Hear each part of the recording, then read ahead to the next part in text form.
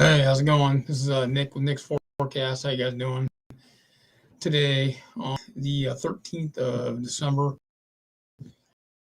Um, Coming to you from the Midwest area. Anyways, today about the bubble that's coming, and where you, an investor, can a lot of money. Like 2008, I think it's going to be a lot worse than that. As an investor, real estate agent, mortgage broker, whatever. But as an investor buyer, there's going to be a lot of opportunities to buy, especially if you have cash on hand. Even with all the world events going on, all the craziness going on right now, there's still going to be opportunities to buy like there was in 2008.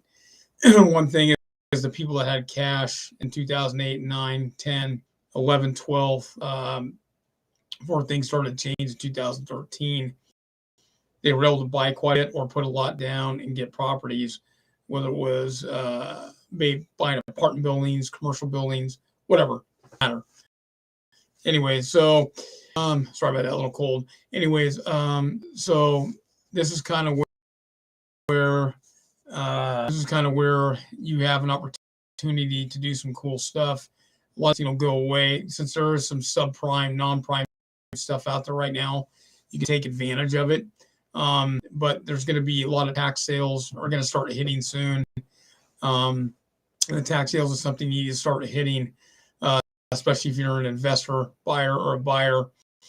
Also, a lot of resale opportunities because things are going to start crashing too long. You can see it mapped out. Ray Dalio owns one of the biggest hedge funds on the planet. He had a couple articles last week about it. And he was been on a bunch of TV shows and news. Cardone's talking it.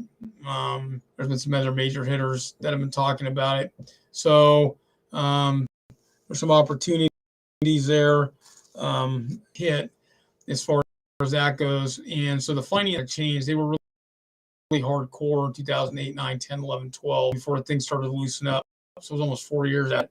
But I think the next one's going to be worse just because of the fact that you're talking quadrillions of dollars basically locked up in the as far as, and what I mean by debt is bonds.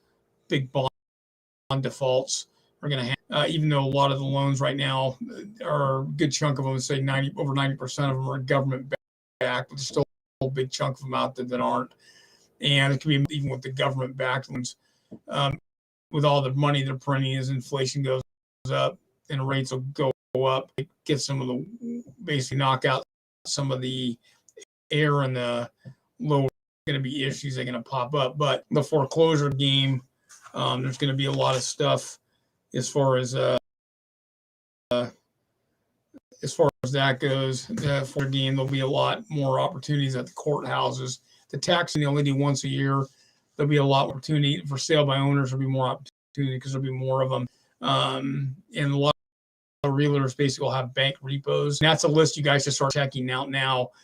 And don't check inside your that much because you won't see them, but there are other repo lists out.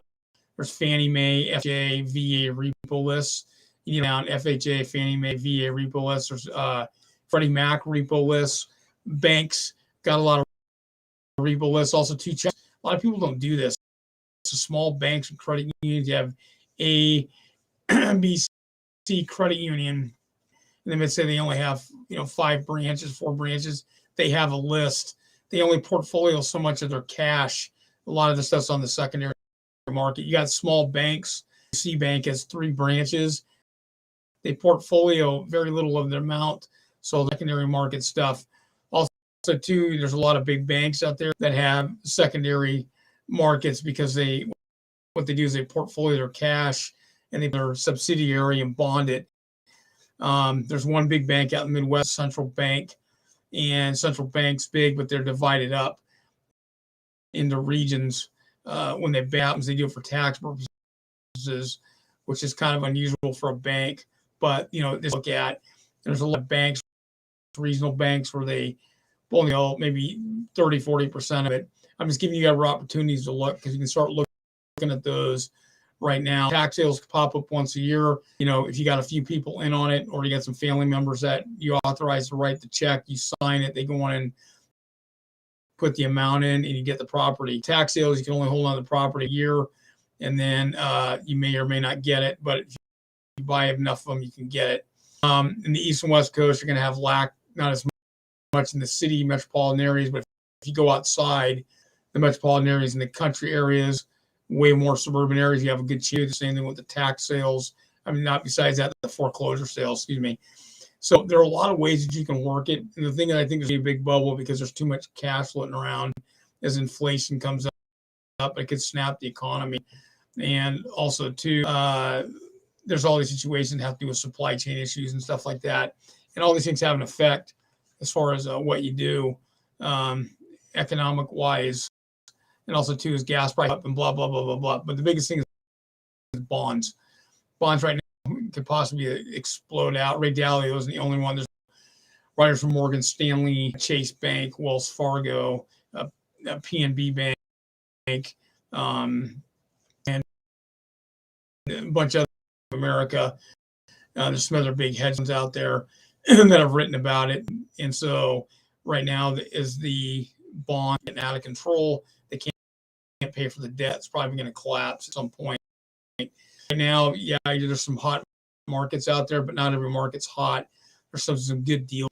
Also, too, if you got a real estate agent, basically that knows some stuff inside, they might have some off-market stuff for people wanting to dump, especially if they're out in the countryside as prices are getting out of control. But there might be people out there that have homes where you can go ahead and get them cheap. But why this is important is for the bubble, because if it bursts and you've got a lot of cash on hand, you can go out and buy. Now, the problem is when a lot of hand, there'll be limits as far as what you can buy.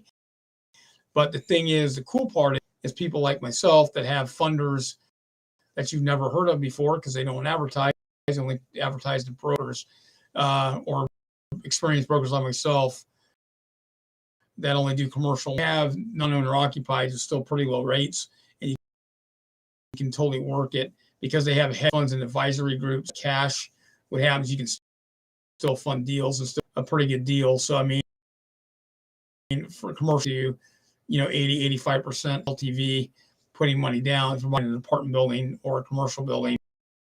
And residential, it's the same. And like I said before, things will change a bit as far as that goes. But the hard subprime, non, there's going to be opportunities to buy. So you have an opportunity, you can pick up a lot of stuff. Debt markets the way they are because they're being flooded with cash and the inflation boom, and you have a lot of debt because they've been borrowing, and so that's going to be a problem. They're going to pop, and so these are things to think about. Excuse me. Anyways, these things to think about as far as that goes, and there's opportunities there to look at. Also, too, if you look on some of the foreclosure lists, you don't have to look right in your own city. Look down the road in different areas, especially in commercial areas. Last year in Indianapolis, Chicago, Detroit, they had a ton of commercial buildings. St. Louis, Kansas City, Nashville, Memphis. Some of these are hot areas. Even Atlanta, outside. Even the west, if you get outside the Seattle and go to Thurston County, heading towards going towards Vancouver, Portland area, there's still a bunch of deals. Outside of a few counties out, there's some good deals down there. Past I-5, all the way down to the basically California border. And so you got a lot of inflated stuff. There's a lot of inland stuff that you can get. Even in Eastern Washington or Coeur d'Alene, Idaho, Eastern Washington, Spokane, up to Pullman, basically in the that way, or Coeur d'Alene. You go past Coeur d'Alene a bit, there's outside of Coeur d'Alene, 40 minutes or deals you can get. I just know this because I already know what's going on in these markets. So there's opportunities there for you to make money as far as that goes. And as far as the bubble goes, you have to keep watch of it because there's going to be spikes in the bubble, and the coastal cities aren't going to get hit right off, but they will get hit. It's going to be the other areas are going to, and so there's going to be inland areas are going to crunch first. It's happens, or cities that are marginal, big cities that are marginal. So you need to look outside your box and check it out. So you got to keep markets. It's something you can't predict because it'll just happen away like it did 2008. 2008, there was a little more warning. The only reason we don't see a lot of it because a lot of mortgage companies went out of business before it was popular, and I had inside lists of basically stuff that was going out of business, so I knew. And since there's not as many mortgage companies, not like California. California, one time for 2008, they had almost 800 mortgages that were working in the state for mortgage brokers to go to. So that's quite a bit. Washington State, Oregon, Idaho, or almost 500. That's about 450 or so. Alaska, they only had a few hundred, but now California, Arizona, Nevada had quite a bit too. Now it's different. The game's changed, but there's still a lot of more. So what I'm saying to you is you start looking at those opportunities, because these are opportunities for you to make money, and that's the name of the game. And if you're just starting out, basically when you're starting out, look at what's going to be the best for yourself, and also too, what ways you can make money. The interest rates are so low that you can really work it, and you can buy a FHA 3% down, VA, you can use it. I would tell you to buy a fourplex first if you can get it. Get yourself a fourplex intentionally. If you want a house, get it, but I'd say buy a fourplex only and turn around and stay there for a little while, and then turn around, boom, go buy another house, and you can totally work that angle. If you put 3% down, you can work it, but you want it paying for itself. You just try and buy another house. But see, the thing is, you don't have to buy FHA. You can buy it a second time, but you don't need to. There's other 3% programs down that you can use. There's even zero down programs you can use. A zero down, extremely low rates, and turn around and buy the fourplex, and then buy an owner occupied, and you can then go buy another property and buy a house, and then buy that as a too. And there's the other property over 6 months. You say you bail out of it, you're good. Or there's a lot of ways you can work it. A lot of it has to do with if you have a mortgage broker. Don't use a bank. Banks suck. No offense to the banks, but they do a crappy job, and they're slow, and they have limited programs. Credit unions too.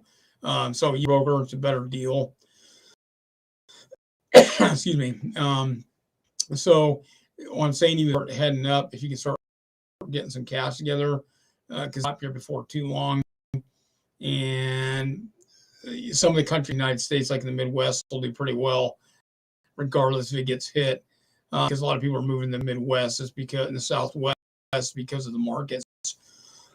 Excuse me. There's some areas in the Southeast which are pretty good. As long as you stay out of the big metropolitan areas, you're pretty good. A couple counties outside, you know what I'm saying? That's something for you to look at. But what I'm saying to you is start looking at these opportunities that are out there, and go further outside the cities. You can't. Even the city areas are a good deal. There's always ways to find it. One day I'm going to hear this. I'm going to maybe I'll do it tomorrow. I'll talk about my post program and ways you can work it. And basically, real estate world, basically there are no really new amount. They're just ideas that are recycled. But we got a postcard program that this guy I know. He's a retired guy in Seattle, and he's still actually doing this. And he's worth probably 100 million plus easy. And he owns Television Seattle, and I'll tell you, he has apartment buildings and all kinds of crazy stuff. And he uses, I'll tell you what to do, how to do it, how to get scored away. Now, if you're a real estate agent or a mortgage broker, excuse me, agent or mortgage broker, me and my cousin, we just send out 150,000 mailers a month. Okay, that's 150,000 mailers a month. We send 100 out to buyers. Those are people in apartment dwellers. And we sell the other 50,000 out to others, business we were looking for. And we get a high return. We get 2.5 to 3.5% return, everything. So we were killing it left and right. Some of the weapons we were using in our advertising. If you're a real estate agent, you should be, excuse me, sorry.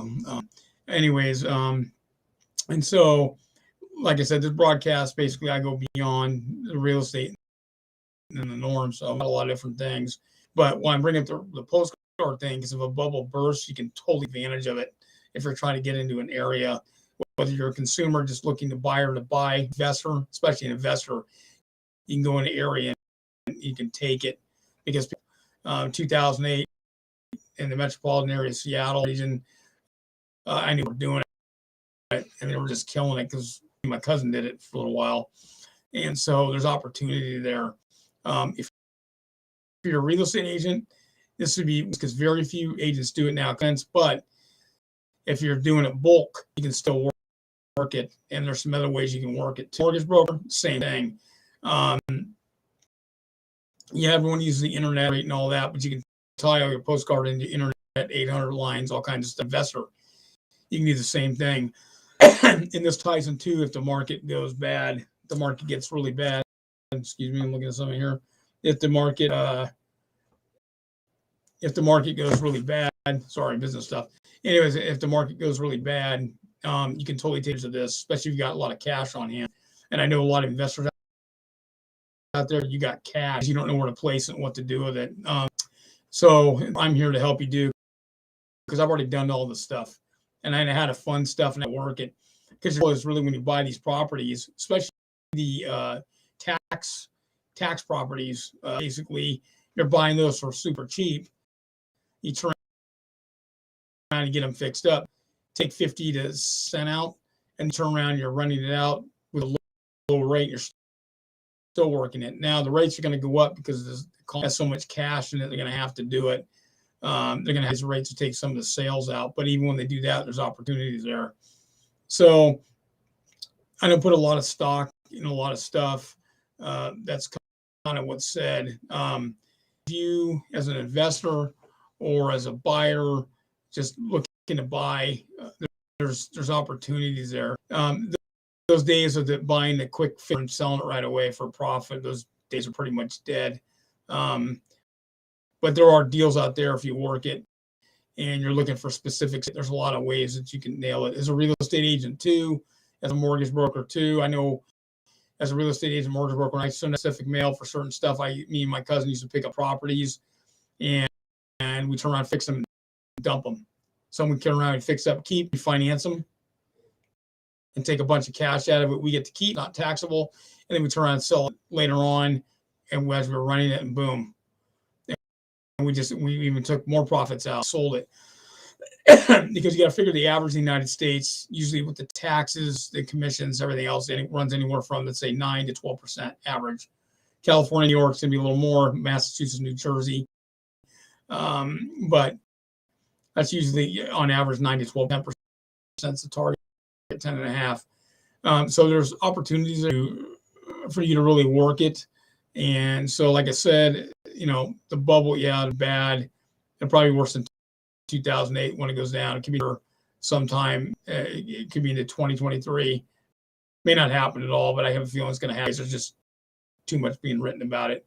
So what I'm saying to you is, you need to start looking at opportunities. As a real estate agent, this is a problem for a lot of agents in 2008. I know because I got hit with it too, because I wasn't big enough. We had some other problems that I had. One day I'll get into, but one thing it is that a lot of the agents and mortgage brokers got caught off guard. I think it's going to happen again. The problem is because there's so many new agents out there, brokers, and they really don't know what to do. Now, we were still making money after 2008 for a while because we saw the boomerang coming. So we closures and types of finance stuff we were doing. I know one guy basically was a real estate agent, and he was doing mortgages too, and he was buying a lot of foreclosures with an investment group and all that when 2000 boomerang. I know some other agents that got on the foreclosure thing like I did, and so there are roles that you could take as far as knocking down the tree, so to speak, so you can move forward. So what I'm saying to you is there's opportunities for you make some serious cash, and also to whether you flip it or keep the properties, I'd say keep it. Some you may dump. Some, I would say the best course of action is to keep the properties, rent them out, and then go ahead and refinance them later on. It'll take a hit if the 2008 type bubble happens again, which it will. But the thing is, there'll be opportunities there. It's a kind of a wait game. It's a long game, but you can make money. But there'll be some spin and dumps, especially on tax sales. We did talk about tax sales in another video a little bit. One day I'm going to get into it. Probably this week I'll get into some detail about it. And that's where you can really get some cheesecake, because even if you got a tax sale for $1,000, $2, but you turn around, you fix up on it, had some plumbing, electrical issues, painted it, that kind of thing. Even if you split 70% of value, let's say it's worth $100,000, but you sold it at $65,000-$70,000, and you sold it right away, you're still making a profit. Or you do an option to buy deal. Scary though. I'll have to explain those in detail, because a lot of the agents that write those up are idiots and they don't know what they're doing. And I'm not saying all agents are like, because they're so poorly trained by their designated broker owners that don't know anything anyways. These are things that I'll get into detail with you about, because real estate, there's a lot of stuff to talk about. And since I'm here to help the buyers, consumers, investors, real estate brokers, you have all these different avenues, because the market's going to change here, and I think it's going to be 2008. But that being said, there's going to be opportunity. So cash is king right now. A lot of people are hoarding, which is a good thing to do. And so the opportunities down the road to do it. And the thing is last time in 2008, when the boom, a lot of the banks were just dropping prices down. And so you could totally work it. As a real estate agent, if I were you right now, you need to start getting on bank lists or credit union lists, where you can start going ahead and listing those properties, get kind of ahead of the game, and it takes some serious cash. I know, because I've done it. And so it's a way for you to make it. Big mortgage companies too, is one of them, Bank of America, whatever, ABC credit union, some small bank, get on their list, find out who's running the mortgage. Like Bank of America, all their lawyers and their default mortgage stuff is all run out of North Dakota. And so, that's a list you want to try to get on. That's just agents kind of a pop-up getting their list. There was a guy around, I think he was from, and I used to be on his list for a while. He was talking about on the bank list, and he charged for it and blah, blah, blah, blah. But he actually has some pretty good tips. You really don't need that. You just need, as long as you've been in real estate for usually over 4 or 5 years, they usually take you on experienced people. But like I said before, this all ties into the bubble. This is starting to happen to think outside the box. What you're going to do. So if you're an investor, you're a buyer, first time, second or third time buyer, investor, buying properties.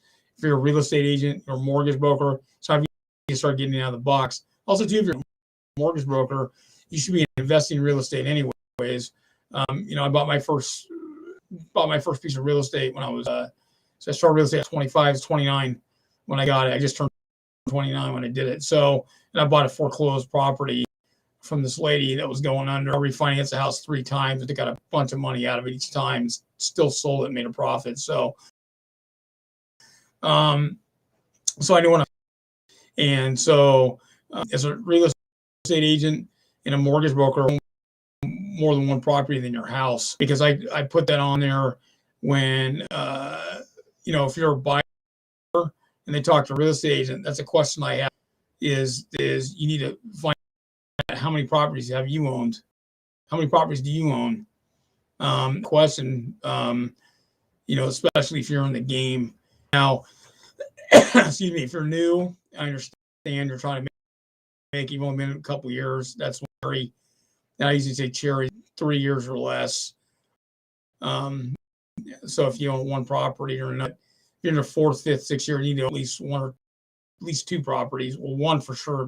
We should own probably, because you understand the game a little bit and how it works. The problem most of real estate agents, they don't understand finance at all. Vanilla stuff, which is basically all the conventional loans and basically the FHA and VA, and they don't even understand those.